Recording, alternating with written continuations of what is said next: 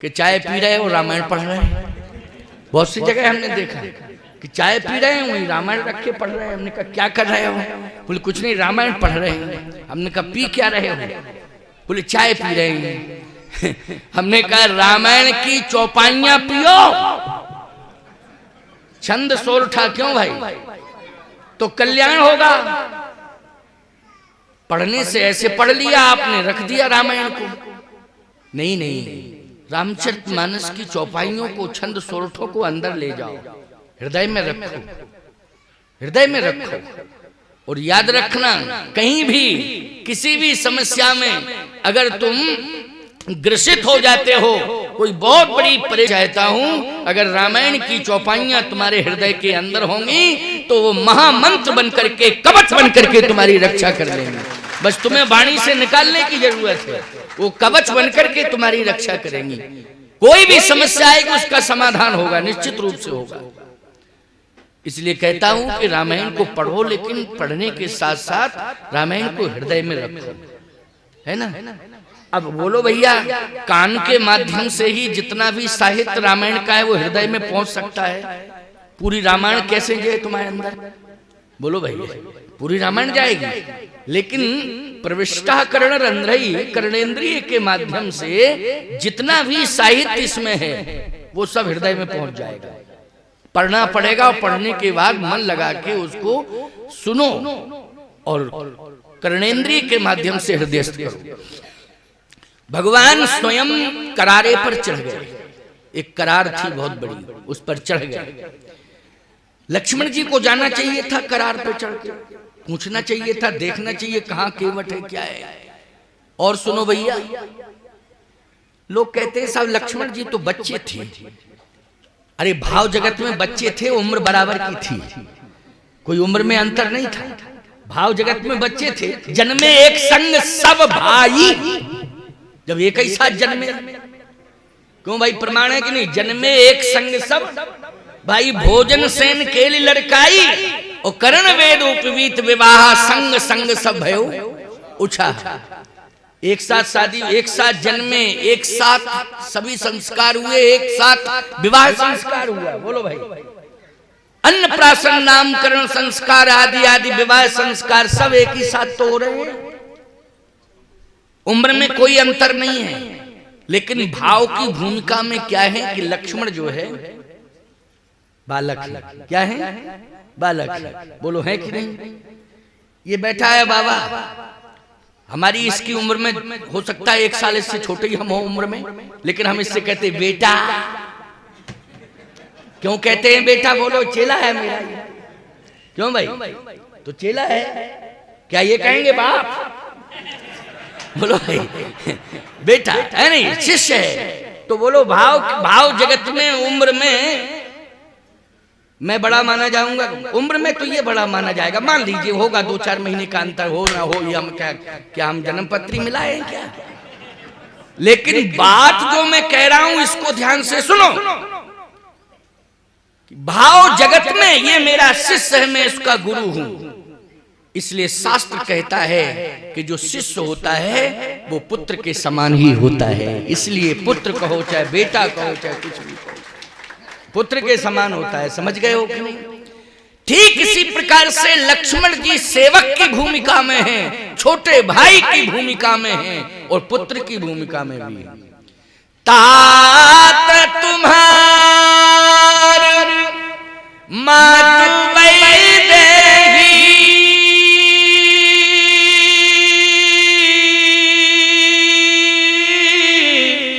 ओ पिता राम सब भांति स्नेही। तात तुम्हार मात वैदेही, पिता राम सब भांति स्नेही। बोलो प्रमाण मिला कि नहीं मिला? लक्ष्मण पुत्र हैं, अवस्था एक ही है, लेकिन अधिकार मिला है कि तुम पुत्र हो। ये पिता हैं, पुत्र भी हैं, सेवक भी हैं, छोटे भाई भी हैं। इन 3 नातों से स्पष्ट होता है कि लक्ष्मण जी को ये सारी व्यवस्था करनी चाहिए। बोलो करनी चाहिए कि नहीं? खोजना चाहिए कि कहां है नाव चलाने वाला। लेकिन प्यारे लक्ष्मण जीवाचारी हैं, जीवों के आचार्य हैं, जीवाचार्य।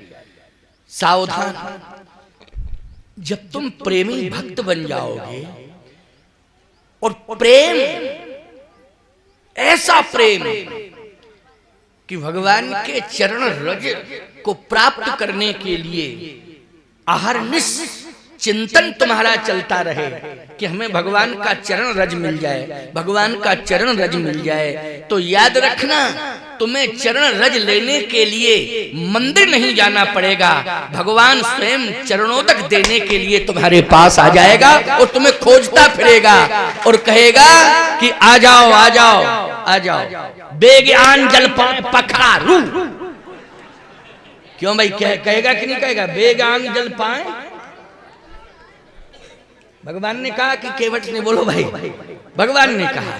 इसलिए मैं कहता हूं कि श्रृंगवेरपुर तो बड़ा गांव है, उसमें बहुत प्रेमी रहते हैं, सब भगवान के प्रेमी प्रेमी हैं, लेकिन सत्य कहता हूं कि ये प्रेमी तो है ही विशेष प्रेमी है, भगवान का विशेष प्रेमी, भगवान के चरणार बिंदों में इसका विशेष प्रेम है।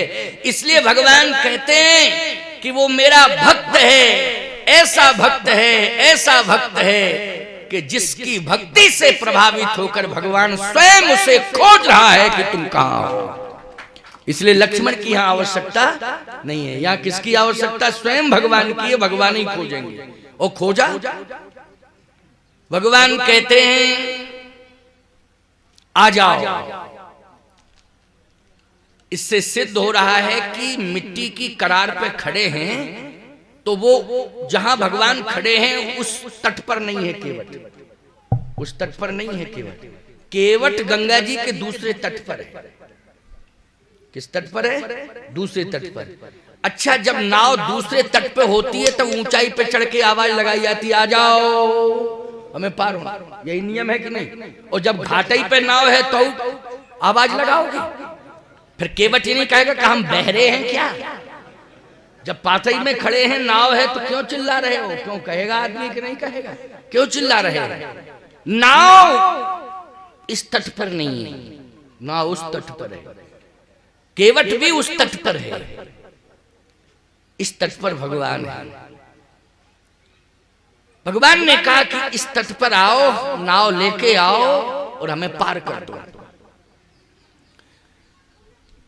केवट ने कहा कि एक काम करोगे क्या?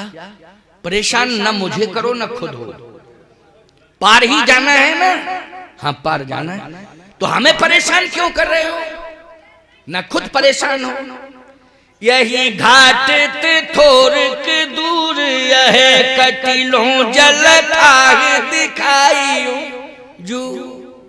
यही घाट से थोरक दूर है, थोड़ा सा आगे चले जाओ, एक घाट है, कमर कमर से जल है, नाव की जरूरत नहीं, आराम से पार हो जाओगे। क्यों परेशान मुझे कर रहे हो? क्यों परेशान हो रहे हो? वो नाव की जरूरत ही नहीं है। क्यों भैया, मजदूरी करने वाले, धंधा करने वाले इस प्रकार की भाषा बोलते हैं क्या? जल्दी बोलो, बोलते हैं क्या? हमारी समझ में तो नहीं बोलते। धंधा चौपट नहीं हो जाएगा उनका? दिल्ली में इंडिया गेट है, दिल्ली में इंडिया गेट, इंडिया गेट पर एक शराबी खड़ा था। एक 2 सीटर वाला आया, ऑटो रिक्शा वाला, उसने कहा रुको, मुझे इंडिया गेट जाना है। जब इंडिया गेट पे खड़ो क्यों भाई, अब ऑटो रिक्शा वाला समझ गया कि इंडिया गेट पे खड़ा हो, कहता इंडिया गेट जाना है। तो उसने कहा हम तो धंधा करते हैं, जब चाह ही रहा है कि इंडिया गेट, तो थोड़ा सा घुमा घूम दे और उस तरफ खड़ा कर देंगे, इस तरफ के गेट पे उस तरफ खड़ा कर देंगे, क्या दिक्कत की बात है? क्यों भाई, जब वो खड़ा इंडिया गेट पे है, वो कहता हमें इंडिया गेट जाना है, ले चलोगे? तो उसने भी सोचा, नहीं तो वैसे कह देता इंडिया गेट पर तो खड़े हो, क्या क्यों जा रहे हो, फालतू की बात क्यों कर रहे हो? ऑटो रिक्शा की जरूरत क्या? इंडिया गेट पर, यही इंडिया गेट है, कहना चाहिए था उसे। लेकिन ऑटो रिक्शा वाला बोला हाँ क्यों नहीं, 50 रुपया लूंगा, 50 रुपया लूंगा, इंडिया गेट छोड़ दूंगा। कह ठीक, बैठा ला उसने ऑटो रिक्शा में और थोड़ा सा यूं इधर उधर करके दूसरे गेट पर उस तरफ छोड़ दिया। बोले इतने जल्दी आ गया इंडिया गेट?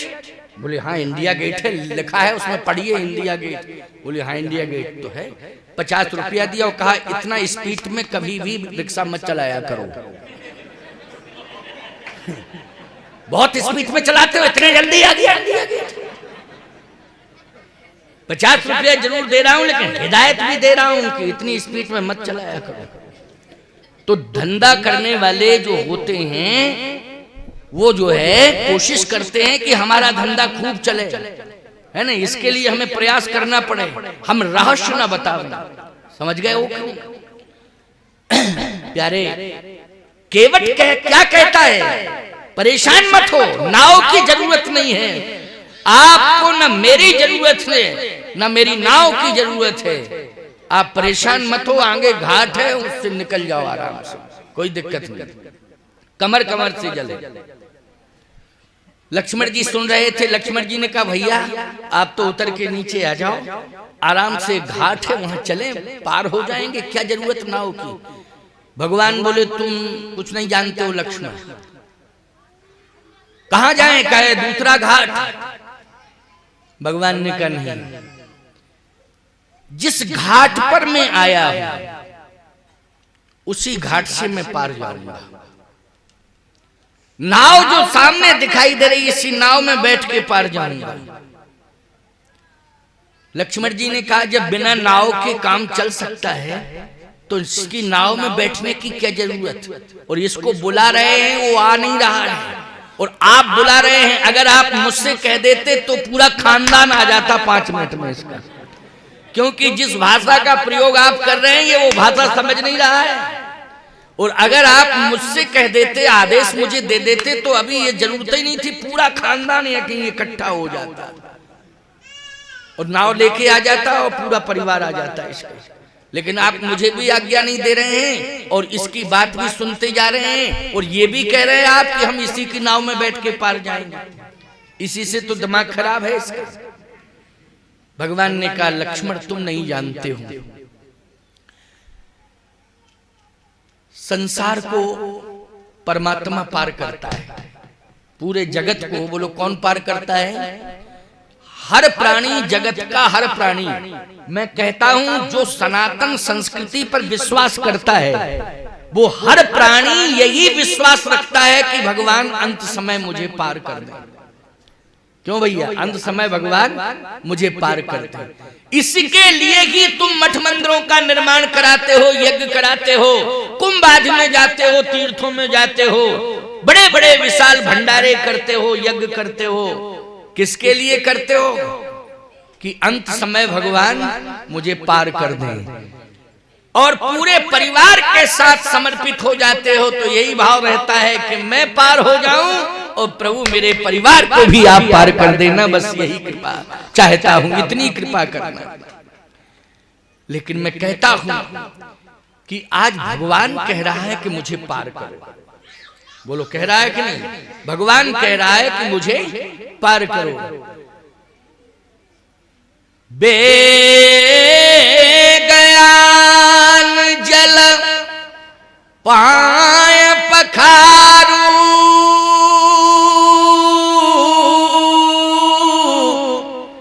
होत विलंब उतारहु पारू। जल्दी करो, अगर तुम्हारी इच्छा है कि मुझे चरणोदक चाहिए, पद कमल धोए चढ़ाए नाव न नाथ उतराई चहूं। मुझे केवल चरण धोना है, बस चरण धुलवा लो, चरणोदक ले लूं, आपको पार कर दूंगा। भगवान ने कहा तो एक काम करो, देर मत करो, चरणोदक अगर लेना ही है तो ले लो और पार करो। बेगयान जल पाए पखारू, जल मानी गंगा जल पास में है, ले आओ गंगा जल, पैर पखारो। लेकिन ईमानदारी से बताओ केवट गंगा जल लाया क्या? रामायण की चौपाई पढ़ो। केवट राम रजाय सुपावा, पानी कठौता भर ले आ। पानी भर के लाया। पानी में और गंगा जल में अंतर है। पानी पानी होता है और गंगा जल होता है। सरजू जल, गंगा जल, मंदाकिनी जी का जल, ये पुनीत नदियों में पानी नहीं है, क्या है? जल है। और पानी कुएं का पानी, अच्छा 1 महीने तक 2 महीने तक किसी बोतल में कुएं का पानी रख दो भर के, बोलो सड़ जाएगा कि नहीं? कीड़े पड़ेंगे कि नहीं पड़ेंगे? और गंगा जल रखे होंगे तुम लोग, घर घर में गंगा जल होगा, सरजू जल होगा कि नहीं होगा? मंदाकिनी जी का जल होगा, लेकिन बोलो कीड़े पड़ते हैं, सड़ता है क्या? अंतर है कि नहीं? पानी में और जल में अंतर है कि नहीं? केवल पानी लाया है, गंगा जल से चरण नहीं धोए। पानी कठौता भर ले आवा, पानी भर के लाया। अच्छा भैया, पानी भर के जब लाया और लाया कठौते में, पानी भरे कठौते में। लक्ष्मण जी ने कहा कि आपने गंगा जल के लिए कहा था, लेकिन ये भागा कहां चला गया? भगवान बोले तुम नहीं, तुम्हें पता नहीं कहां चला गया भागा? गांव की तरफ गया है, गांव की तरफ गया है। गांव क्यों गया है? भगवान बोले अब चला गया है, लौट के आवे तब पूछे कि क्यों गया। हाँ? उधर से चला आ रहा है, कठौते में पानी भरे। लक्ष्मण जी बोले ये क्या लेके आ रहा है? राम जी बोले तुम हमारा दिमाग खराब मत करो, जब सामने आ जाए तो देख लेना क्या लाया। अभी बार बार पूछे क्या लाया, कैसे लाया, क्यों लाया, कहां गया, आने दो। कठौता जैसे ही भगवान के सामने रखा, सुनो, कठौता उसमें पानी भरा। भगवान ने कहा ये क्या है? कहे सरकार पानी, ये पानी है। अच्छा पानी है। जब मैंने कहा था कि गंगा जल से चरण धो लो, तो पानी लाने की क्या जरूरत थी? केवट बोला प्रभु पानी में जानबूझ करके लाया है। मैं ये जानता था कि गंगा जल है और गंगा जी प्रवाहित हो रही, आपने भी कहा था वेग आन जल, लेकिन मैं जानबूझ करके पानी लाया। तो भगवान ने कहा जानबूझ करके पानी तुम क्यों लाए? अगर भाई अनजान में लाए होते तो अलग बात है, जानबूझ के पानी क्यों लाए? केवट बोला इसलिए लाया हूं कि मैंने ये सुना है कि आपके चरण से गंगा निकली। भगवान बोले हाँ ये सत्य है कि मेरे चरण से गंगा निकली, लेकिन गंगा निकली कब? जब ब्रह्मा जी ने आपके ब्रह्मधाम में चरण धोए, और चरण धोए और कमंडल में चरणोदक ले लिया, और जैसे ही कमंडल में चरणोदक आया तो उसी में गंगा प्रकट हो गई। ये गंगा है आपके चरण का चरणोदक। भगवान ने कहा ये बात तो तुम्हारी बिल्कुल सही है। तो एक बात बताओ प्रभु, जब ब्रह्मा जी ने चरण धोए तो चरण धोने के बाद जो चरणोदक आया कमंडल में, वही गंगा जल हुआ कि नहीं हुआ? वही गंगा जल। बोले हाँ वही गंगा जल। तो जब एक बार आपके चरण धो गए और धोने के बाद जो चरणोदक आया, वो चरणोदक हम सबके लिए स्नान करने के लायक है, पान करने के लायक है, समस्त जीवात्माओं को पवित्र करने वाला वो आपका चरणोदक है। लेकिन जब एक बार जिससे धुल चुका है, फिर उससे दोबारा धोएं आपके चरण? क्या भाई धोए हुए से क्यों धोएं? बात तो सही है, क्यों भाई धोए हुए से?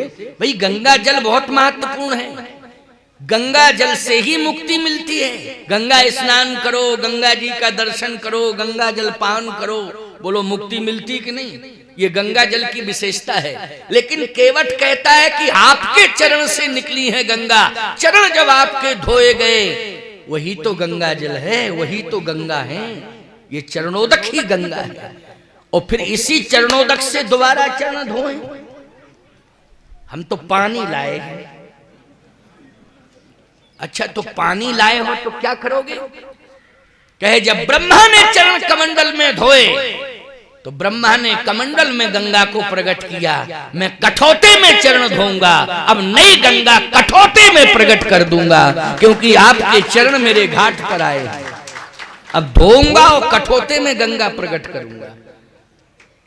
लक्ष्मण जी ने कहा एक बात बताओ, झूठ मत बोलना, तुमने नहाया नहीं, स्नान उस्नान किए तुमने?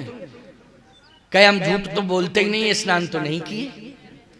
तो स्नान करो पहले, स्नान करने के बाद फिर चरण धो। ब्रह्मा जी ने भी यही किया था। केवट बोला ब्रह्मा जी ने किया होगा, स्नान क्यों नहीं कर रहे हो?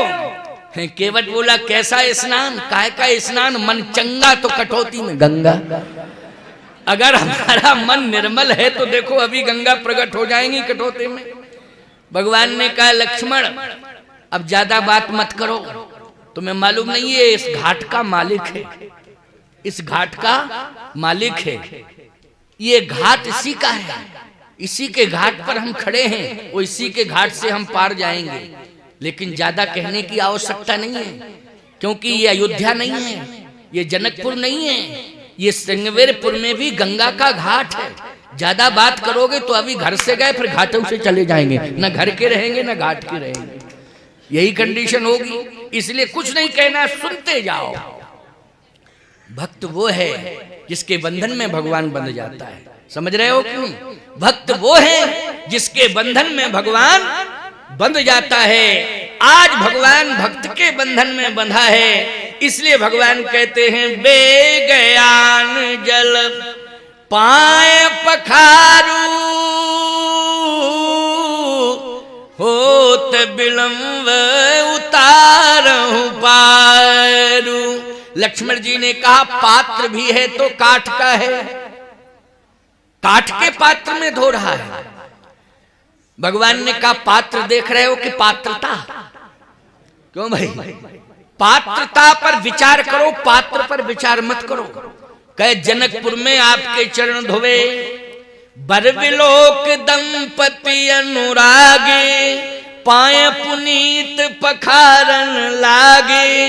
महाराज श्री जनक ने सोने के थाल में भगवान के चरण धोए, सोने का ही लोटा था, उसमें जल भरा हुआ था, सोने की पारात थी, सोने के पाटे पर, पाटा होता है ना, पाटा पटा पाटा, सोने का पाटा पटा, उस पर भगवान के चरण रखे। कहे सरकार इस पर खड़े हो जाओ। भगवान सोने के पटा पर खड़े हो गए, पाटा पर, और जैसे ही खड़े हुए तो जनक जी ने और सुनैना जी ने दोनों ने भगवान के चरण धोए। बोलो धोए कि नहीं धोए? अब कल्पना करो आप, इस तरह से जनकपुर में चरण धोए गए। लक्ष्मण जी कहते हैं कि जनकपुर में भी मैंने देखे थे कि आपके चरण धोए गए। केवट ने कहा वो राजा थे, हम मजदूर हैं। राजा के पास सोने के, बस सोने के बहुत बड़े बड़े पारात, कोपर आदि आदि हो सकते हैं, लोटे हो सकते हैं, बहुत बड़े बड़े पात्र हो सकते हैं, लेकिन वो राजा हैं इसलिए उनके पास ये सब व्यवस्था हो सकती है। मैं राजा नहीं हूं, मैं हूं भिखारी। भिखारी? हाँ मजदूर हूं, कहता हूं कि 10 रुपया में पार करूंगा, 20 रुपया में पार करूंगा, 50 रुपया में पार करूंगा, मांगता हूं लोगों से, वो लोग देते हैं, मैं मजदूर हूं। वो राजा है, राजा में मजदूर में बहुत अंतर होता है। दाता एक राम, भिखारी सारी दुनिया। देने वाला एक राम, सारी दुनिया भिखारी होती है। लेकिन आज ईमानदारी से बताओ, भगवान स्वयं मांग रहे हैं, मांग रहे हैं कि नहीं? मांग रहे हैं भगवान। किससे मांग रहे हैं? तुलसी जिनके पद पंकज ते प्रगटी तटनी जो हरे अघ गाढ़े, ते प्रभु या सरिता तरवे को मांगत नाव करारे हुई ठाणे। नाव मांग रहे हैं, जबकि भगवान से दुनिया मांगती है, लेकिन भगवान आज भक्त से मांग रहे हैं नाव लाओ। अच्छा नाव आ गई, चरण धो रहा है केवट। भगवान ने कहा कि लक्ष्मण ये पात्रता पर विचार करो, पात्र पर विचार मत करो। ये पात्र काठ का है, लेकिन जो पात्रता केवट में है वो पात्रता किसी में नहीं है। ये मैं कहता हूं, ये मैंने आकलन किया है, मूल्यांकन किया है कि जो पात्रता इसके जीवन में है वो पात्रता और किसी के जीवन में है नहीं। लक्ष्मण जी बोले ये आप ही का मूल्यांकन हो सकता, मैं नहीं समझ पा रहा हूं, मैं नहीं समझ पा रहा हूं। कहे तुम चुप रहो, नहीं समझ पा रहे हो तो मैं तो समझ रहा हूं, मैं समझ रहा हूं, तुम नहीं समझ रहे हो तो तुम चुप रहो। क्या चाहते हो? कहे चरण धोना चाहता हूं तो धो लो फिर। भगवान ने जैसे ही अपना चरण बढ़ाया, केवट ने कठौते में चरण धोया भगवान का। अच्छा, जैसे ही भगवान का चरण केवट के हाथ में आया, ईमानदारी से बताओ वो हाथ कितना भाग्यवान है कि भगवान का चरण आ गया उसके हाथ में। आ गया कि नहीं आ गया? और भगवान से कह रहा है कि चरण लाओ, मेरे हाथ में लाओ चरण। तो भगवान ने चरण बढ़ा दिया और जैसे ही चरण केवट के हाथ में आया तो केवट आनंदित होकर चरण धोने लगा। और जैसे ही भगवान का चरण धो रहा था तो अति आनंदित होकर के चरण धो रहा था। आनंद में और अति आनंद में अंतर है। क्या? आनंद में भान होता है, वो अति आनंद में भान नहीं रहता है। भान मानी होश ही नहीं है कि हम क्या कर रहे हैं। अच्छा, वो चरण धोया तो धोता ही रहा, धोता ही रहा चरण। लक्ष्मण जी ने कहा कि एक चरण धो रहे हो, दूसरा चरण नहीं धोगे? दूसरा भी धो। केवट ने कहा कि दूसरा चरण शर्त के साथ धोऊंगा। शर्त, शर्त क्या है? अभी तो शर्त ये थी कि पद कमल धोए चढ़ाए नाव न नाथ उतराई चहो, केवल चरणोदक चाहिए, यही शर्त है। अब दूसरी शर्त क्या है ये समझ में नहीं आ रहा है। तो दूसरी शर्त क्या है? केवट कहता है शर्त ये है कि जो चरण में धो चुका हूं या धो रहा हूं, वो धोया हुआ चरण गंगा जी की रज में नहीं आना चाहिए। तो भगवान बोले एक बात बताओ, जब दूसरा चरण धोगे तो फिर हम आधार पृथ्वी को ही तो मानेंगे, वो चरण धुला हुआ पृथ्वी पर रखेंगे। और जब पृथ्वी पर धुला हुआ चरण रखेंगे तो फिर उसमें रज लग जाएगी कि नहीं लग जाएगी? रज लगेगी। केवट कहता है एक काम करो, जो धुला हुआ चरण है वो भी हाथ में रहे और जिसको नहीं धोया गया है उसको उठा के मेरे हाथ में रख दीजिए। भगवान बोले तो बैलेंस मेरा कौन बनाएगा? बैलेंस नहीं गड़बड़ाएगा? क्यों भाई, शरीर का बैलेंस गड़बड़ाएगा कि नहीं? तो भगवान ने कहा कि बैलेंस कौन बनाएगा मेरा? तो केवट बोला बैलेंस मैं बनाऊंगा, और कौन बनाएगा? सावधान, सारी दुनिया का बैलेंस भगवान बनाता है। बनाता है कि नहीं? सारी दुनिया का बैलेंस भगवान बनाता है, लेकिन भगवान का बैलेंस भक्त बनाता है, यह सिद्ध हो गया। भगवान का बैलेंस कौन बनाता है? भक्त बनाता है, यह सिद्ध हो रहा है रामायण की कथा से। इसलिए मैं कहता हूं कि भक्त भगवान की दृष्टि में बहुत कीमती होता है। भक्त से ज्यादा जो है कीमती एक कथा आती है, छोटी सी बात है, 2 सेकंड की है या 2 मिनट भी हो सकते, जरा सुन लेना। आपने सुनी भी होगी लेकिन मैं सुनाए देता हूं। कन्हैया मैया के हाथ से हाथ छुड़ा करके, यशोदा मैया का हाथ छुड़ा करके कन्हैया भागने लगा। तो जब हाथ छुड़ा करके कन्हैया भागने लगा तो मैया यशोदा कन्हैया को पकड़ने के लिए दौड़ी। अब स्थूल शरीर, अब दौड़ कहां पावे मैया यशोदा। अब जब थोड़ी दूर चली, थक गई और कन्हैया दूर चला गया, तो क्या कह रही है यशोदा मैया? अरे कन्हैया, तुझे मेरी कसम है, तू खड़ा हो जा। लेकिन कन्हैया खड़ा नहीं हुआ। तो यशोदा जी ने कहा कि मैंने अपनी कसम रखा दी और कन्हैया खड़ा नहीं हुआ, तो मैंने ये गर्गाचार्य जी महाराज से सुना था कि ये कन्हैया तो परमात्मा है। क्या है? परमात्मा है, ये तो भगवान है। तो यशोदा जी ने सोचा कि भगवान भक्तों को भगवान सबसे ज्यादा प्रेम करता है भक्तों से। किससे करता है? भक्तों से। तो भगवान सबसे ज्यादा प्रेम करता है भक्तों से, ऐसा मैंने श्री गर्गाचार्य जी महाराज से कथा में सुना था। तो भक्त जब प्रिय हैं तो भक्तों की कसम रखाओ। तो कह दिया तुम्हें भक्तों की कसम है, खड़े हो जाओ। कन्हैया फिर भी खड़ा नहीं हुआ। ओ, इसका मतलब है कि भक्तों में भी क्वालिटी होती है। क्यों भाई? हाँ, भक्तों में भी क्वालिटी है, तभी तो भक्तों की कसम रखाने पर भी कन्हैया खड़ा नहीं हुआ। कहा उच्च कोटि के भक्त सतयुग में होते हैं, इसलिए सतयुग के भक्तों की कसम रखानी चाहिए। यशोदा मैया ने कहा तुझे सतयुग के भक्तों की कसम है, फिर भी कन्हैया खड़ा नहीं हुआ। तो यशोदा मैया बोली तुझे त्रेता के भक्तों की कसम है, कन्हैया फिर भी खड़ा नहीं हुआ। कहा तुझे द्वापर के भक्तों की कसम है, कन्हैया फिर भी खड़ा नहीं हुआ। और फिर कहा आने वाले कलयुग के भक्तों की कसम है। कन्हैया ठुमुक ठुमुक करके मैया के पास आ गया और कहा मैया कलयुग के भक्तों की कसम मत रखाया करो। देखो, ठुमुक ठुमुक करके आ गया मैया यशोदा के पास। कहा मैया तुझे कन्हैया की सौगंध है, आज के बाद तू कलयुग के भक्तों की कसम मत रखाया कर।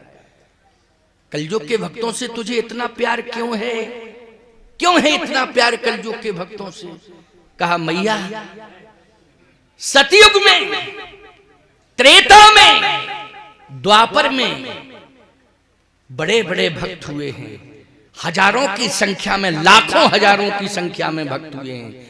लेकिन कलिकाल में तो जो असली भक्त होंगे उनकी थोड़ी ही संख्या होगी। अगर वो कहीं हमसे दूरियां बना के कहीं चले गए तो मेरा नाम लेने वाला कौन होगा कलिकाल में? इसलिए कलयुग में तो भगवान की महिमा को बढ़ाने वाला भक्ति ही होता है। ईमानदारी से बताओ, आप जैसे भक्ति भगवान की महिमा बढ़ा रहे कि नहीं बढ़ा रहे? नहीं। कलयुग में आज कौन मान रहा भगवान को? न साधु को मान रहा, न माने मात पिता नहीं देवा, साधु सन करवावे सेवा, जिनके ये आचरण भवानी ते निश्चर समझानो प्राणी। तो कलयुग में जो भक्त होते हैं वो वास्तव में भगवान को प्राण से भी ज्यादा प्यारे होते हैं। और तुम सब भगवान की कथा सुन रहे हो प्यारे, ऐसे घोर कलिकाल में जहां जिंदगी में फुर्सत ही नहीं, किसी से भी कहो कथा हो रही है, बोले फुर्सत नहीं। यही कहता है, क्या करें, सुनने की फुर्सत नहीं। अच्छा तो 3 दिन की कथा है, दूसरे दिन निकाल लेना फुर्सत। दूसरे दिन भी कहा क्यों भैया तुम तो पहुंचे ही नहीं हो, कहे फुर्सत ही नहीं। तीसरे दिन कहा कि अरे समय निकाल लो, लास्ट दिन है। फिर मिला, वो कहे फुर्सत ही नहीं मिली, नहीं पहुंच पाए। अब बताओ भैया, फुर्सत नहीं है कथा सुनने की, इतनी व्यस्तता है, फुर्सत तो कभी ना कभी मिलेगी। एक गांव में कथा चल रही थी, सारा गांव कथा सुनने जाता था, एक व्यक्ति को फुर्सत ही नहीं मिलती थी, वो गए ही नहीं। महात्मा ने कहा पूरा गांव आया लेकिन एक व्यक्ति क्यों नहीं आ रहा है? बोले व्यापार बहुत लंबा है, फुर्सत नहीं मिल रही उसे महाराज। अच्छा, महात्मा जी की कथा पूरी हुई, जब जाने लगे तो गांव के लोग बोले महाराज अब मत जाओ आप। क्यों? बोले जिसको कथा सुनने की फुर्सत नहीं मिलती थी वो तो चला गया दुनिया से, उसका तो हार्ट फेल हो गया है, उसी का। बोले हाँ महाराज उसी का हो गया, सुबह 4 बजे की घटना है, अब मत जाओ आप, क्योंकि आपका जाना ठीक नहीं है। नहीं, सारी दुनिया यही कहेगी, वो गांव के तो कहेंगे महात्मा ने श्राप दे दिए तो 2 साल पर लगेगा। महात्मा ने श्राप दे दी इसलिए प्राण निकल गए, तो आप कलंक मत लो, अब मत जाओ। महात्मा बोले ठीक है नहीं जाएंगे। पूरा गांव पीछे पीछे और वो आगे आगे उसको रखे स्मशान की ओर ले जा रहे थे। महात्मा जहां ठहरे थे वहीं से उसका जनाजा निकल रहा था। महात्मा जी खड़े हो गए, जैसे वहां से वो निकलने लगा तो महात्मा जी ने कहा भैया रुको, कम से कम देख तो लें उसको कैसा था वो, इसको फुर्सत नहीं मिलती थी, कम से कम देख तो लें कैसा है। देखने लगे महात्मा, ऐसे कहे अब इसको नीचे उतार दो। नीचे उतारो? अरे कहे महाराज मरघट पे ही उतरती है ये लाश, ऐसे थोड़ी, ये तो अंतिम स्थिति है, अर्थी है, ये तो मरघट पे ही उतरेगी यहाँ। अरे बोले मैं कहता हूं उतार दो। गांव के लोगों ने कहा इतना सिद्ध महात्मा है, उतरवा रहा है, इसका मतलब है कि निश्चित रूप से प्राण वापस न लौटा दे, महात्मा है, इसलिए रख दो। जैसे उस व्यक्ति को नीचे रखा, आहा, महात्मा जी गए, कान से लग गए, 15 मिनट हो गया। लोगों ने कहा ऐसा है कि अगर प्राण लौट रहे हो तब तो कान से लगे रहो, समय खराब मत करो, क्योंकि हम लोगों को भी फुर्सत नहीं है कि यही चक्कर में इसको धरे बैठे रहे। क्यों भाई? हम लोगों को भी फुर्सत नहीं है। हाँ, हम लोग भी व्यस्त हैं, इसलिए अगर कुछ हो रहा हो, प्राण वापस हो रहे हो तब तो ठीक है, नहीं तो चलने दो। महात्मा बोले और रुको, अभी हमको तसल्ली होगी, कम से कम रुको। लोगों ने कहा नहीं नहीं रुके हैं, कोई दिक्कत नहीं। साहब 45 मिनट हो गए, 45 मिनट। लोगों ने कहा 45 मिनट में न हिल रहा है न डुल रहा है, इसका मतलब है कि कुछ हो ही नहीं रहा है, टाइम खराब हो रहा है और कुछ नहीं। तो लोगों ने कहा एक बार बताओ महाराज, आप कान में लग के मुर्दे को क्या सुना रहे हैं? क्या प्राण फूंक रहे हैं? प्राण फूंक रहे हैं। महात्मा बोले तुम लोग नहीं समझते हो, आज हमें तसल्ली हो गई कि आज के दिन इसे फुर्सत मिल गई और हम फुर्सत में कथा सुना रहे हैं। क्यों भाई? इससे फुर्सत मिली और आज हम फुर्सत में इसको कथा सुना रहे हैं। बोलो भैया, ऐसी फुर्सत किस काम की?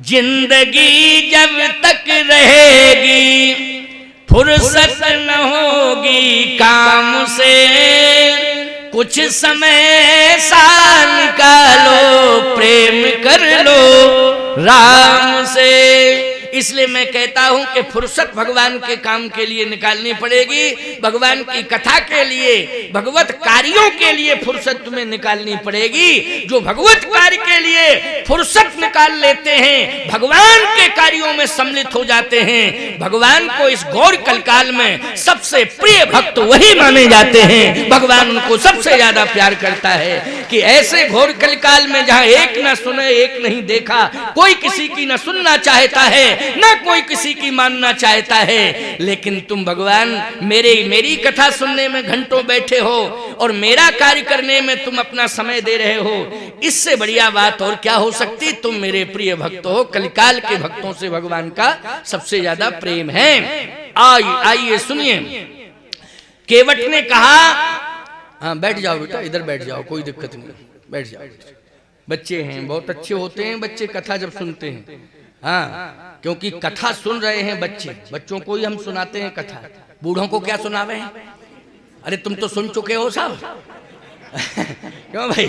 और इतना ही तो सुनाना है तुम्हें कि भजन करो, बस इसी से तुम्हारा कल्याण होगा। इतना ही बुढ़ों को इतना ही सुनाना है, बाकी जो भी विस्तार कथा का करना है बच्चों को सुनाना है।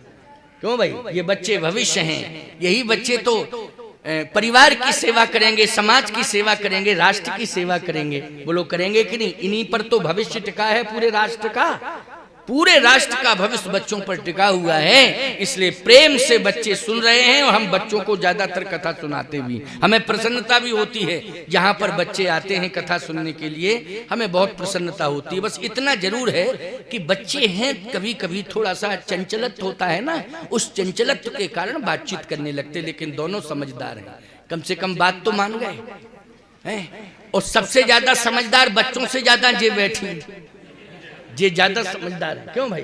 क्यों? इतनी बड़ी संख्या में और शांति से बैठी, इससे बड़ी समझदारी और क्या हो सकती? इतनी बड़ी संख्या, जहां दो बैठ जाती हैं वहां शांति नहीं रह सकती। कहां रह सकती शांति? दो ही हो केवल। और जहां इतनी संख्या में बैठी, शांति से बैठी, न हिल रही, न डुल रही, न बोल रही, और प्रेम से सुन रही। और नहीं तो खूब कहते सुनो सुनो, चुप रहो, सुनो सुनो, तो कहती हमने सास ससुर की नहीं सुनी, तुम्हारी क्या सुने? बोलो भाई, तो समस्या खड़ी हो जाती कि नहीं? लेकिन बड़ी समझदार देवियां हैं, इसलिए मैं कहता हूं मुझे प्रसन्नता है, बहुत प्रसन्नता है। मैं इतना गदगद हूं कि इतनी बड़ी संख्या में लोग बैठे हैं लेकिन आवाज नहीं आ रही है, सब शांति का परिचय दिए हुए हैं और शांत मुद्रा में बैठकर कथा सुन रहे हैं। ये प्रसन्नता है, अत्यधिक प्रसन्नता है। तो आइए सुनिए, बहुत अच्छी बात बता रहा हूं। भगवान ने कहा कि दूसरा चरण हम उठाएं, लेकिन बैलेंस कौन बनाएगा? का बैलेंस केवट बोला मैं बनाऊंगा। इसका मतलब है भक्त भगवान का बैलेंस बनाता है। बोलो बनाता है कि नहीं बनाता है? भगवान ने कहा तो कैसे बनाओगे बैलेंस, ये बताओ। कहे ये बताओ, आप पहले चरण तो उठाओ। भगवान ने उठाने की कोशिश की तो भगवान हिलने लगे। केवट बोला जब आपका शरीर हिल रहा है तो आप हाथ को फ्री क्यों किए हो? जब आपका शरीर हिल रहा है तो आप हाथ को फ्री क्यों किए हो? भगवान बोले क्या करें? केवट बोला इस हाथ से मेरा माथ पकड़ लीजिए, इस हाथ से मेरा माथ पकड़ लीजिए। भगवान ने कहा चलो तुम कह रहे हो तो मैं ऐसे ही किए लेता हूं। भगवान ने हाथ बढ़ाया और हाथ से केवट का माथ में, और हाथ केवट के माथ में। क्यों भाई, यही दृश्य है कि नहीं? अब लक्ष्मण जी बगल में खड़े हैं, बगल में खड़े खड़े देख रहे हैं। केवट ने कहा उठाइए, दूसरा चरण उठाइए। भगवान आता हूं। जैसे भगवान ने दूसरा फ्री था उस तरह भगवान झुकने लगे, उस तरह भगवान झुकने लगे तो लक्ष्मण जी दौड़ के उसी साइड में आए। बोले प्रभु अब आप मेरा कंधा पकड़ लीजिए। केवट बोला आमने सामने का मामला है, बगल वाले डिस्टरबेंस पैदा न करें। ये बगल वाले क्यों फालतू में इधर उधर कर रहे हैं? भाई आमने सामने का मामला है, भक्त और भगवान का मामला है कि नहीं? इसलिए भक्त भगवान आपस में निपटेंगे, बगल वाले बिल्कुल इधर उधर ना जाएं, बगल वाले अपना साइलेंट रहे और जहां खड़े हैं वहीं खड़े रहे। भगवान ने कहा लक्ष्मण से तुम इधर उधर क्यों कर रहे हो, तुम चुपचाप खड़े रहो ना। लक्ष्मण जी बोले बहुत बड़ा व्यायाम करवा रहा है प्रभु, इतना तो कोई नचा ही नहीं सकता है जितना आपको ये नचा रहा है। तब संत कहते हैं नाना भांति नचायो भक्तन ने मोह। बोलो नचाया किसने है? भक्तों ने नाना प्रकार से नचाया है। बोलो नचाया कि नहीं? नाना प्रकार से भक्तों ने नचाया है भगवान को। आज सामने लक्ष्मण जी देख रहे हैं, केवल लक्ष्मण नहीं 33 करोड़ देवता देख रहे हैं कि किस तरह से ये केवट भगवान को नचा रहा है। ये भक्त जो है भगवान को नचा रहा है। केवट ने कहा कि आप दूसरा हाथ फ्री मत करिए, दूसरा हाथ भी मेरे माथ पर रख दीजिए, पकड़ लीजिए दूसरे हाथ से। भगवान ने कहा दूसरे हाथ से भी पकड़े लेते हैं। जैसे ही दूसरा हाथ बढ़ाया भगवान ने, पहला हाथ तो था ही माथ पर, और दूसरा हाथ जैसे ही बढ़ाया दोनों चरण, और चरण भी उठाया भगवान ने, चरण उठाया, हाथ भी रख दिया दूसरा केवट के माथ पर, और दूसरा चरण उठा करके भगवान ने केवट के हाथ पर रख दिया। याद रखना भगवान के दोनों चरण केवट के हाथ में, भगवान के दोनों हाथ केवट के माथ पर। देवताओं ने कहा यही सम पुण्य पुंज को नहीं, इसके समान संसार में कोई पुण्य पुंज नहीं है। सारा ब्रह्मांड भगवान के हाथ में, लेकिन आज भगवान ब्रह्मांड सहित भक्त केवट के हाथ में है प्यारे। ये है भक्त की महिमा। बरस सुमन सुरा सकल सिहाही, यही सम पुण्य पुंज को नाही, यही सम पुण्य पुंज को नाही। और दशरथ जी क्या कह रहे हैं अयोध्या में? राम चले बन प्राण न जाही, कहीं सुख लाग रहत तन माही। राम जा रहे हैं, ऐ प्राण तुम शरीर में कौन सा सुख लेने के लिए अभी हो, राम के साथ क्यों नहीं जाते हो? राम जा रहे हैं तो प्राण मेरे हृदय में रुकने की कोई आवश्यकता नहीं है। या तो तुम में ताकत हो प्राण तो राम को लौटाओ वापस, और ताकत नहीं है तो राम के साथ जाओ। लेकिन क्यों नहीं निकल रहे हो? कौन सा सुख पाने के लिए? आज तुम मेरे हृदय में हो, मेरे शरीर के अंदर हो, ये बताओ प्राण। लेकिन यहां देखा आपने, परमात्मा जैसा केवट कह रहा, भक्त केवट कह रहा, वैसा ही परमात्मा कर रहा है। बोलो कर रहा है कि नहीं कर रहा है? भक्त तो महाराज दशरथ भी हैं, ऐसी बात नहीं है, भक्त तो महाराज दशरथ भी हैं। बोलो हैं दशरथ की नहीं? बहुत बड़े भक्त हैं दशरथ। लेकिन ईमानदारी से बताओ, भगवान रोते बिलखते दशरथ जी को छोड़ के चले गए कि नहीं चले गए? अरे भक्ति तो कौशल्या जी ने भी की है, लेकिन कौशल्या को रोता बिलखता छोड़ के भगवान चले गए कि नहीं? लेकिन जब तक केवट नहीं कह रहा है जाने के लिए, तब तक भगवान एक कदम नहीं रख रहे आगे। बोलो भाई, एक कदम आगे नहीं रख रहे जब तक केवट नहीं कह रहा है। इसलिए मैं कहता हूं कि तुम ग्रामीण अंचल में रहते हो, श्रृंगवेरपुर भी ग्रामीण है, हमारे प्रयागराज के पास ही तो है। चित्रकूट से प्रयाग आओ, अयोध्या जाओगे तो श्रृंगवेरपुर पहले मिल जाएगा, अयोध्या के पहले, प्रयाग के बाद श्रृंगवेरपुर मिलेगा। छोटा सा गांव, कोई बहुत बड़ा गांव नहीं है। कुछ लोग तो श्रृंगवेरपुर गए होंगे और कुछ लोग नहीं गए होंगे, हमारा तो क्षेत्र ही है वो। तो श्रृंगवेरपुर एक गांव है, गंगा के किनारे बसा है प्यारे। जैसे तुम्हारा भररौली गांव, वैसे ही तो वो गांव है, बस अंतर इतना है यहाँ गंगा जी नहीं है, वहां गंगा है, लेकिन अंतर कुछ नहीं है। वहां भागीरथी गंगा प्रवाहित हो रही हैं और भररौली में राम कथा रूपी गंगा प्रवाहित हो रही है। अंतर कहाँ है? बोलो भाई, अंतर नहीं है।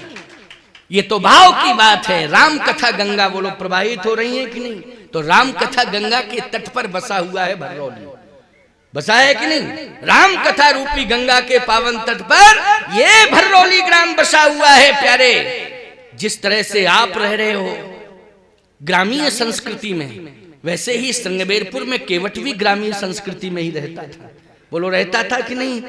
लेकिन आज जो सौभाग्य श्रृंगवेरपुर में केवट को मिल गया, नाव चलाने वाले केवट को मिल गया, वो सौभाग्य श्रृंगवेरपुर के राजा गोहराज निषाद को नहीं मिला।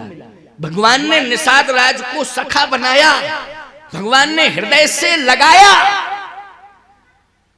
लेकिन ईमानदारी से बताओ, निषाद के कहने से भगवान श्रृंगवेरपुर के अंदर नहीं गए। उसने कहा था प्रभु कैकेयी ने अयोध्या के राज्य से आपको पृथक किया है, ठीक है मैं मानता हूं कि अयोध्या पर उसका अधिकार हो सकता है, लेकिन श्रृंगवेरपुर के राज्य पर कोई अधिकार नहीं है उसका। ये श्रृंगवेरपुर राज्य पर मेरा अधिकार है, लेकिन मैं पूरा राज्य और पूरे परिवार और गांव के सहित आपके चरणों में समर्पित है, इसलिए प्रभु ये राज्य आपका है। आप पधारिए पधारिए, प्रवेश करिए। भगवान ने कहा पुर न जाऊं 10-4 बरिस। 14 साल तक हम किसी के नगर में प्रवेश नहीं कर सकते हैं, हम नहीं करेंगे। प्रेम है हमारा तुम्हारा अलग बात है। ना तो राज्य की किसी व्यवस्था को हम स्वीकार करेंगे, अगर तुम राज्य की कोई व्यवस्था भी उपलब्ध कराओगे तब भी हम स्वीकार नहीं करेंगे। हम प्रेम तुमसे करेंगे, लेकिन तुम्हारी वस्तु को स्वीकार नहीं करेंगे, ना तुम्हारी संपत्ति को स्वीकार करेंगे, तुमसे हम प्रेम करेंगे। मौन कर दिया निषाद राज को भगवान ने, बोलो कर दिया मौन कि नहीं? लेकिन भगवान केवट को मौन कर पा रहे हैं? जल्दी बोलो। जैसा कह रहा है वैसा ही कर रहे हैं भगवान।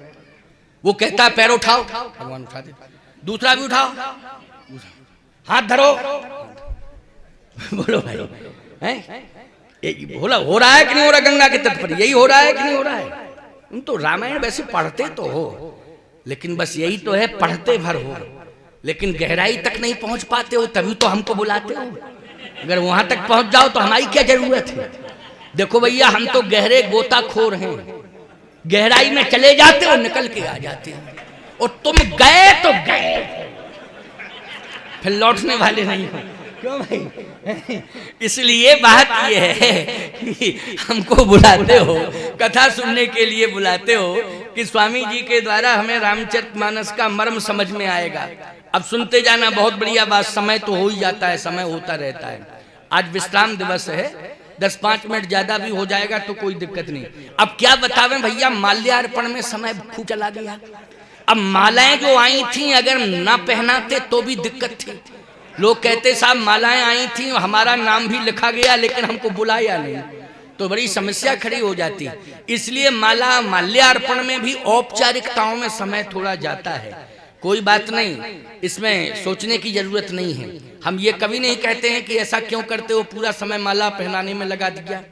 अरे पूरा समय माला पहनाने में लगा दिया है तो ये मालाएं किसके लिए आई थी? क्या ये फोटोग्राफी के लिए आई थी? खाली मालाएं पहनने के लिए होती हैं, ये शिष्टाचार है, बहुत अच्छी बात है। अब रही बात है 10-5 मिनट का समय इसमें चला गया तो हम बढ़ाए देते हैं। क्यों भाई बढ़ाए देते हैं? क्या दिक्कत की बात है?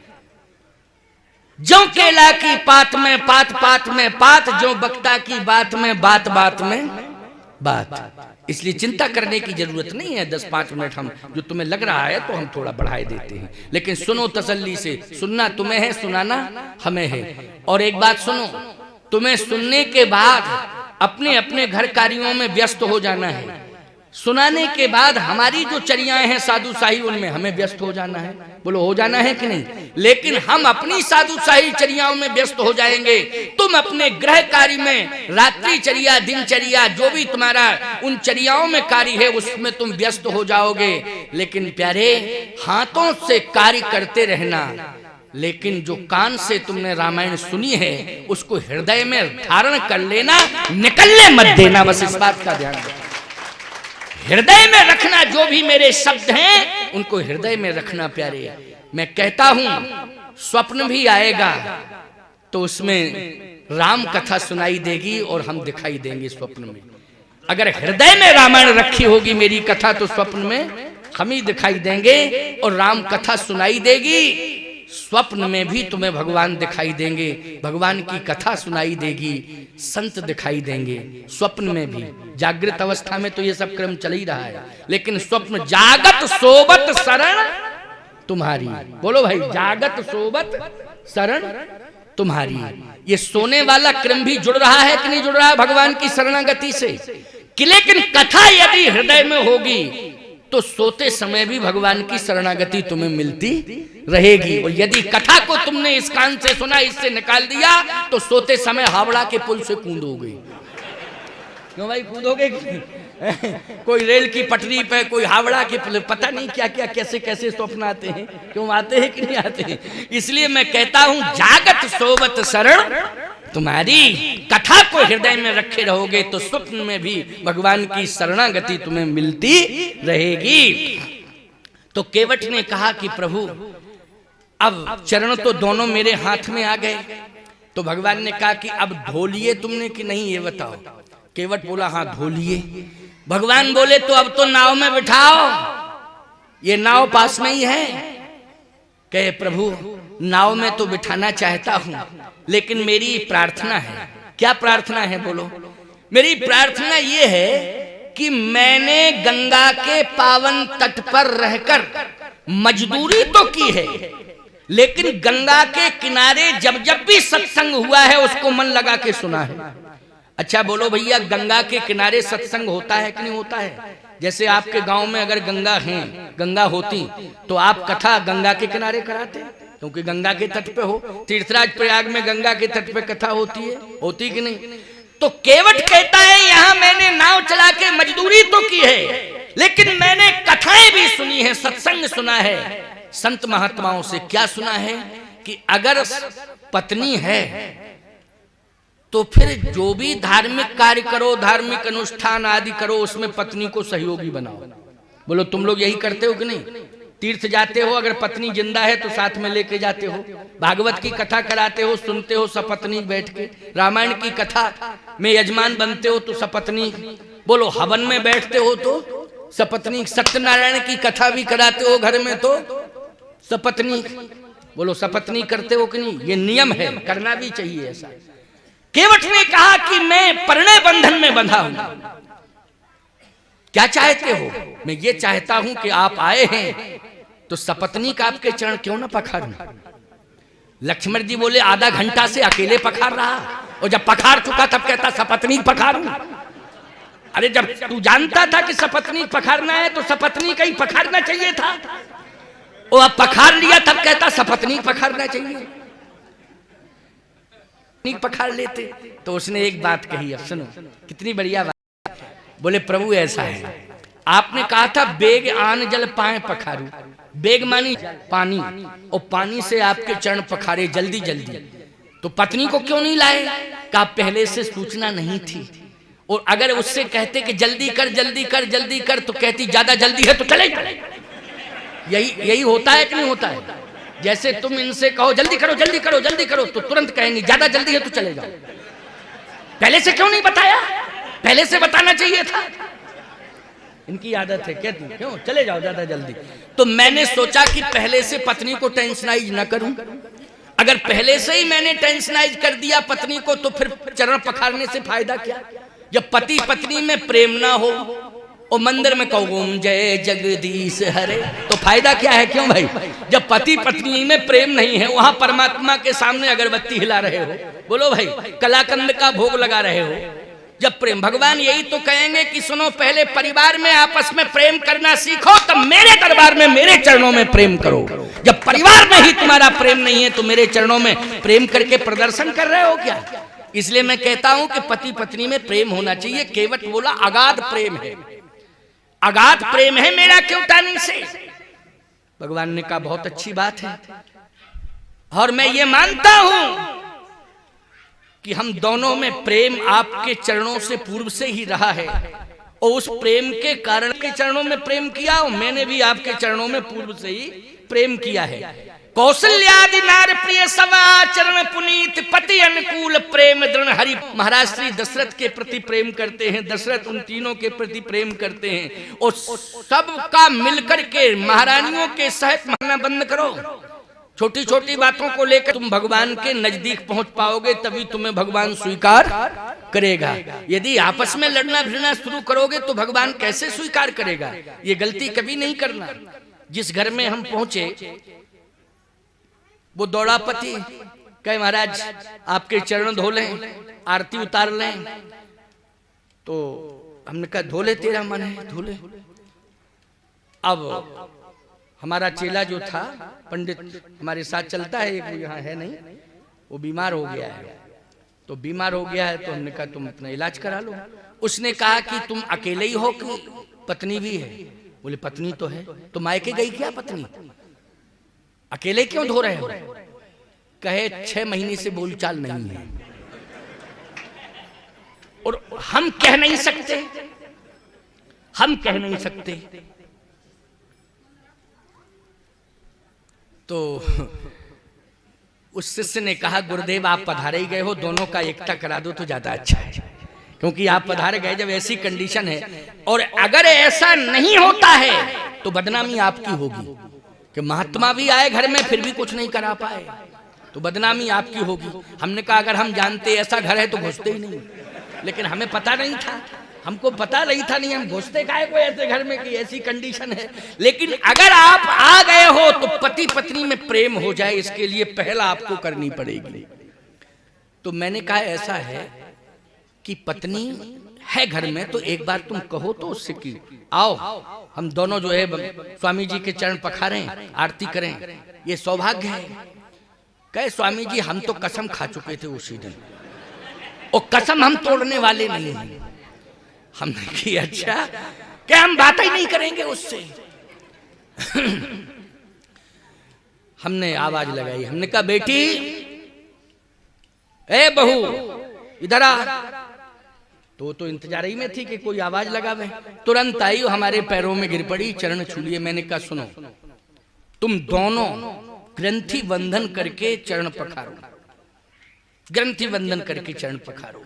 तो एकदम बोली महाराज जी उस दिन हमने भी जिस दिन झगड़ा हुआ था प्रतिज्ञा कर ली थी कि जब तक ये अपने मुंह से हमें कुछ कहेंगे नहीं तब तक मैं कुछ नहीं करूंगा। हमने कहा इसने भी प्रतिज्ञा बड़ी खतरनाक कर ली। क्यों भाई? इसने भी बड़ी खतरनाक प्रतिज्ञा कर ली। अब महाराज जी जब तक ये मुंह से कहेंगे नहीं तब तक हम जो है कुछ भी नहीं कर सकती हैं। आपने आवाज लगाई तो मैं चली आई, आपको प्रणाम कर रही हूं, अब नरक मिले तो मिल जाए। हमने कही कंडीशन बहुत खराब है, क्योंकि नरक जाने को तैयार है लेकिन समझौता करने को तैयार नहीं है। नरक जाने को तैयार लेकिन समझौता के लिए तैयार नहीं। मैंने उसी समय कहा उसके पति से, मैंने कहा सुन तू जिद मत कर, समझदार व्यक्ति है, पत्नी से एक बार कह ले, कह तो ले। तो पत्नी खड़ी थी इस साइड में और ऐसा मुंह करके कहता कि हम तो तैयार हैं, अब जिसको हमारे साथ आके पखारना हो पखार ले। मुंह टेढ़ा करके कह रहा है, मुंह टेढ़ा करके कह रहा है। तो मैंने कहा देखो डायरेक्ट नहीं इनडायरेक्ट कहा कि नहीं कहा, कहा कि नहीं, क्या किससे कहा? तुझसे ही तो कहा है।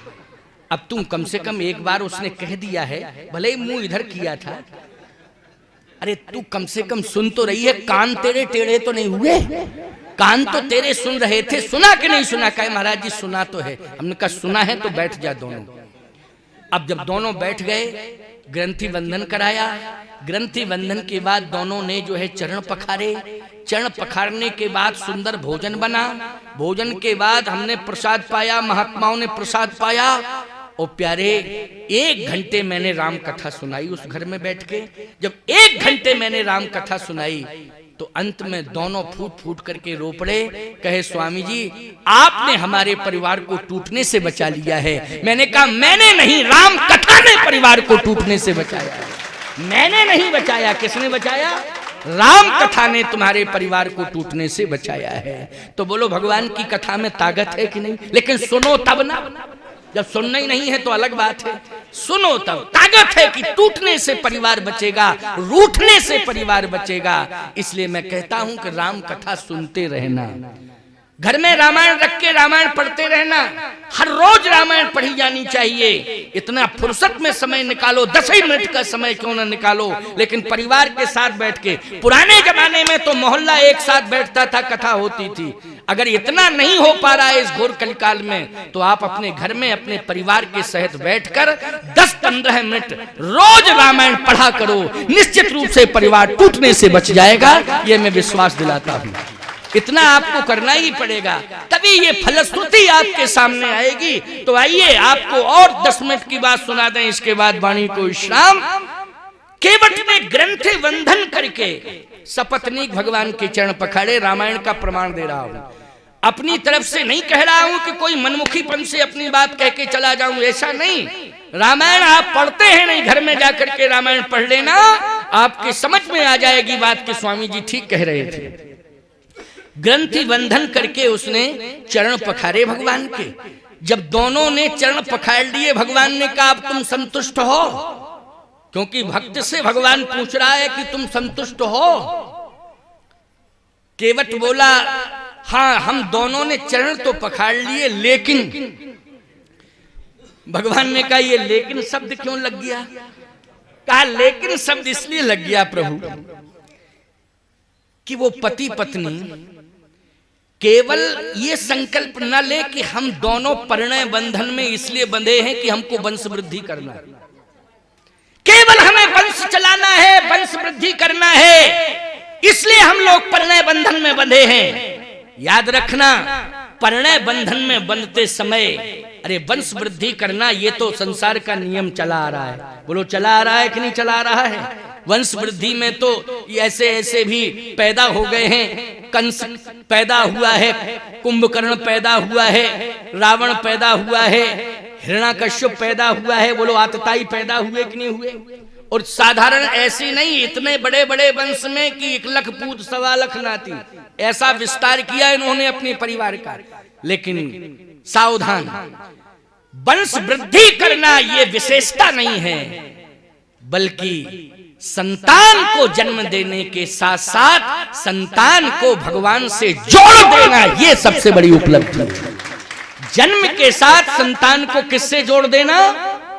भगवान से जोड़ देना, पूरे परिवार को भगवान से जोड़ देना।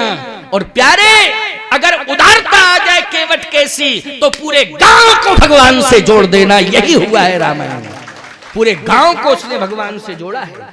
ये विशेषता है कि नहीं? केवट कहता है प्रभु मैं अपने बच्चों को आपके चरणों से जोड़ना चाहता हूं। बच्चे कहां हैं? बच्चे गांव में ही हैं, तो क्यों नहीं लाए साथ में? उस समय थे नहीं बच्चे, इधर उधर हो गए थे। अच्छा तो ले आओ बच्चों को।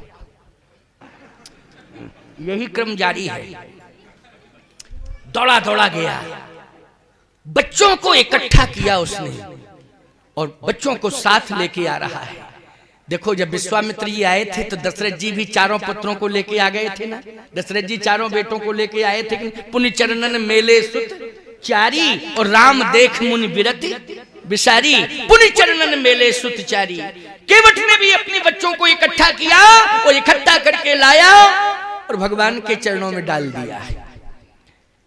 बच्चों ने भी भगवान के चरण पखारे साहब। बोलो सपत्नीक पखारा, इसके बाद बच्चों के सहित चरण पखारा। बोले पूरे परिवार जुड़ गया कि नहीं जुड़ गया? पूरा परिवार जुड़ गया है। इसलिए कहता हूं ये परंपरा बताई जा रही है, इसी प्रभु राम कथा के माध्यम से आपको परंपरा दी जा रही है। तो मैं दावे के साथ कह रहा हूं कि रामायण पढ़ते रहना। राम कथा गंगा आपके घर में होगी, और जब राम कथा गंगा आपके घर में होगी तो एक दिन उसी राम कथा गंगा के तट पर परमात्मा प्रकट हो जाएगा आपके घर में, और पूरे परिवार को भगवान के चरण से जुड़ने का सौभाग्य मिलेगा। लेकिन राम कथा में राम कथा गंगा में भगवान प्रकट होगा। किसमें होगा? राम कथा रामायण में भगवान प्रकट होगा। प्यारे, कलयुग में साक्षात भगवान का विग्रह है श्री रामायण। कलिकाल में क्या है रामायण? भगवान राम का साक्षात विग्रह। भागवत क्या है? इस घोर कलिकाल में साक्षात भगवान कृष्ण का विग्रह है। ये रामायण रामचरितमानस राम का विग्रह है, भागवत भगवान कृष्ण का विग्रह है। इसलिए इन ग्रंथों के प्रति अगर तुम्हारा प्रेम बना रहा तो इन ग्रंथों के माध्यम, जैसे ही बच्चों के सहित सपरिवार चरण पखारे भगवान के, तो भगवान ने कहा क्यों, अब तो भैया पार कर दे, अब क्या दिक्कत है, क्योंकि 5:38 हो गए। क्यों भाई, अब 5:45 बजने वाले हैं, बोलो है कि नहीं? लेकिन चिंता मत करना, 5 ही मिनट और लगेगा, बस इससे ज्यादा नहीं लगेगा। कितना मिनट लगेगा? 5। अंत भला तो सब भला। अंत, इस बात को सुन करके ही आराम से जाना, आशीर्वाद लेके जाना। आशीर्वाद का पिटारा तो हम धरे हैं, अभी खोलेंगे बाद में। दो भाई लेकर के जाना। लेकिन तुम सब बैठे हो, बिल्कुल शांत मुद्रा में बैठे हो। हाँ, तुम भी बैठ जाओ, बीच में क्यों खड़ी हो गई हो? बैठ जाओ शांति से। जगह नहीं मिल रही है क्या? हाँ, बैठ जाओ। बड़ी समझदार देवियां हैं, देखा ना। देखो एक बात बताएं, कथा बैठ के सुनना चाहिए, कथा में खड़ा नहीं होना चाहिए। हैं? ये इलेक्शन है कि खड़ी हो गई? है नहीं, चुनाव में खड़ा हुआ जाता है, लेकिन कथा में बैठा जाए। बड़ी समझदार हैं, बहुत समझदार हैं, बात मान गई हैं। तो आइए सुनिए, अंतिम बात मैं सुना रहा हूं आपको। हाँ, ये दीपक को यहीं रख दो, बस यहीं रख दो, चुपचाप बैठ जाओ, बैठ जाओ आराम से। हाँ, आराम से बैठो बस, है ना। हाँ, बहुत बढ़िया बात है, दीपक भी आ गया, सब व्यवस्था है। आइए सुनिए, भगवान ने कहा कि अब तो तूने परिवार के सहित मेरे चरण पखार लिए हैं, अब नाव में बिठा। केवट कहता है प्रभु आपने बहुत समय दिया, बड़ी कृपा की, मगर लक्ष्मण जी बोले मगर का मतलब है मामा फूफा जीजा और रह गए, सो उनको सबको बुलवा लेने दो। 14 साल तक पांव पकड़ाई जारी रहे और 14 साल के बाद सीधे अयोध्या वापस, क्योंकि यही होना है और इसके आगे तो कुछ होना नहीं है। क्योंकि जो ये कह रहा है आप वैसा ही करते जा रहे हो और उसकी बात ही मानते चले जा रहे हो। आप कम से कम आपको अपनी बात भी तो प्रेशर में कहनी चाहिए। भगवान बोले लक्ष्मण ये जनकपुर नहीं है कि तुम परशुराम जी के सामने आ गए थे, ये गंगा का घाट है, इसलिए चुपचाप रहो। चुपचाप रहो। ये जो कह रहा है हमें सुनने दो इसकी बात, और जो ये कहेगा हमें इसकी बात माननी ही है। जैसा कहेगा वैसा मैं मानूं। क्या चाहते हो ये बताओ। केवट एक बात कहता है, प्रभु प्रेमी का परिवार जो परमात्मा से प्रेम करता है उसका परिवार केवल पत्नी और बच्चे ही नहीं होते, केवल माता पिता पत्नी बच्चे इतना ही परिवार नहीं होता है। प्रेमी का परिवार वो होता है कि जो भी भगवान से जुड़ा है, जितने भी भगवान से जुड़े हैं, जहां तक उसकी दृष्टि जाती है कि कहां कहां तक लोग भगवान से जुड़े हैं, उन सबको वो प्रेमी अपना परिवार मान लेता है। कि जो परमात्मा से जुड़ा है भक्त का वही परिवार है। बोलो भाई, जो भगवान से जुड़ा है भक्त का वही परिवार है कि नहीं? तो हे प्रभु अन्यथा मत लेना, पूरा श्रृंगवेरपुर आपसे जुड़ा है। क्योंकि आप जब पधारे तो बोलो पूरा श्रृंगवेरपुर इकट्ठा हो गया था कि नहीं हो गया था?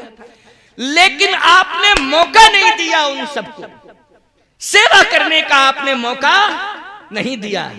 लेकिन आज मैं प्रार्थना कर रहा हूं कि पूरा गांव आपका भक्त है, और जो भी भक्त है और जो भगवान से जुड़ा है वो मेरा परिवार है। इसलिए मेरी प्रार्थना है कि पूरे गांव को आज चरण पखारने का मौका दे दीजिए प्रभु, बस यही मेरी प्रार्थना है।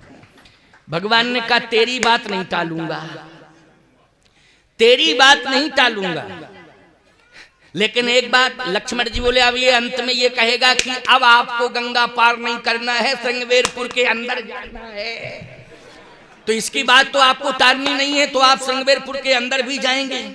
केवट कहता ना ना ना ना, श्रृंगवेरपुर की संपत्ति से मेरी कोई प्रीति नहीं, उस संपत्ति से परमात्मा की भी कोई प्रीति नहीं है। हम देख रहे हैं कि पूरा अयोध्या की संपत्ति छोड़ के चले आए।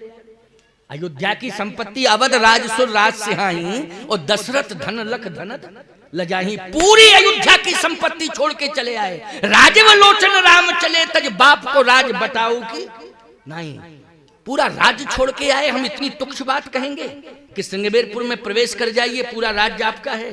नहीं ना ना, हे प्रभु, भक्त की सबसे बड़ी संपत्ति है भगवत नाम की स्मृति।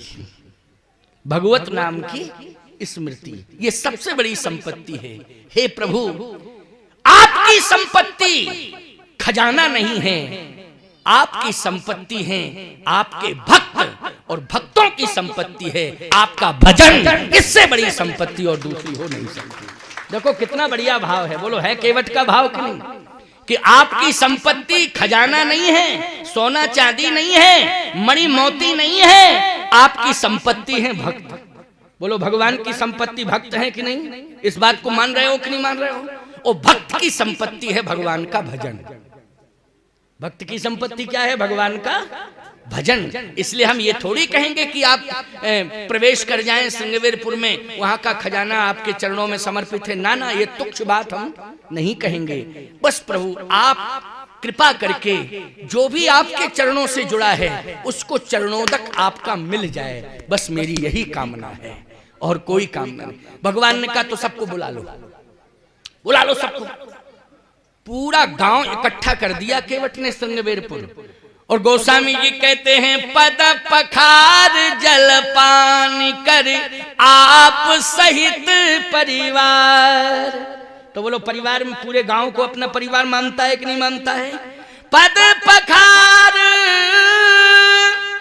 जलपान कर आप सहित परिवार। भगवान ने कहा अब तो पूरे गांव ने चरण पखार लिए, अब कहे प्रभु नाव में बैठो, विराजो। और जैसे ही भगवान बैठने की कोशिश की तो कहता 1 मिनट रुको रुको रुको रुको। भगवान ने कहा अब कौन रह गया? बोले पुरखे और रह गए, पुरखे।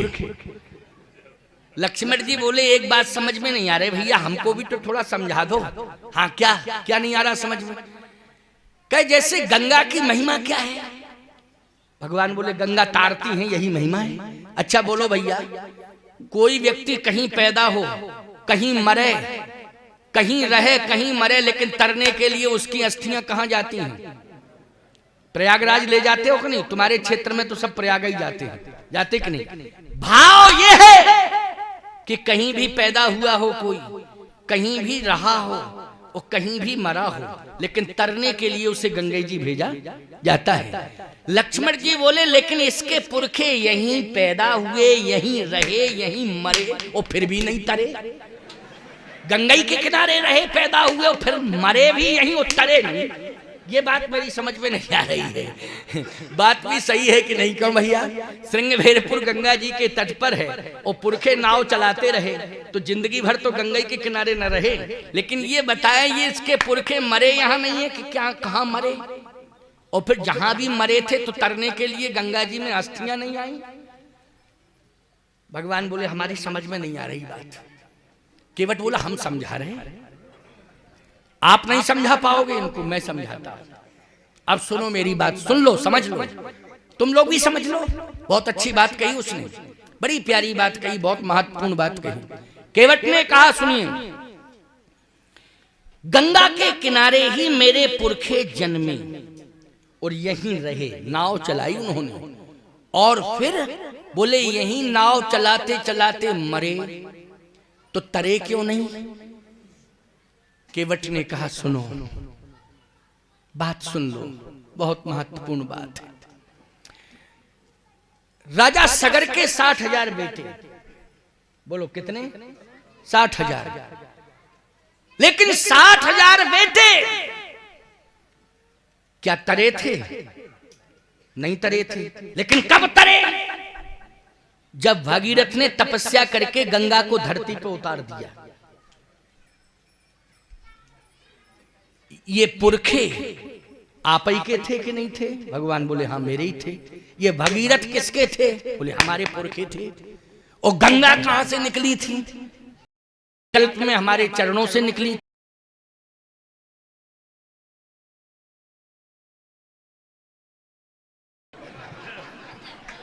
क्यों भाई?